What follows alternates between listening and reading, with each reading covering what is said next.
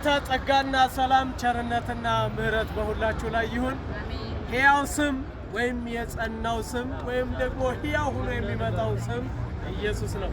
አሜን። ሐዋርያት ሥራ ምዕራፍ 3 ሕያው ስም ክፍል 12 ከቁጥር 6 ጀምሮ በኢየሱስም አነባለሁ።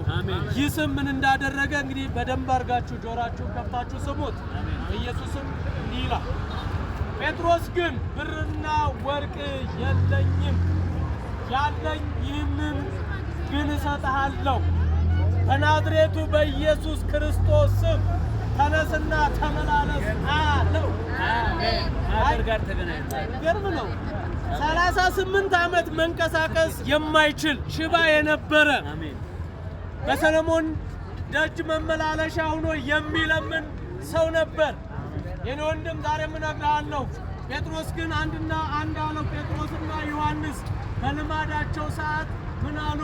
ተነስና ተመላለስ። በማን ስም? በኢየሱስ ስም። ዛሬም ካላችሁበት እስራት ተነሱና ተመላለሱ። ኢየሱስ ለዘላለም ጌታ ነው። ለዚህ ሕያው ለሆነ ስም ዝቅ ብለን ተንበርክከን ክብር እንሰጠዋለን።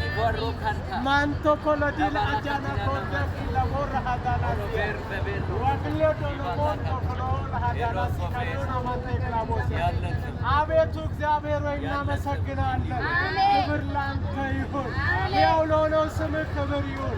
ሕያው ለሆንከው ላንተ ምስጋና ይሁን። አሜን። አሜን። አሜን።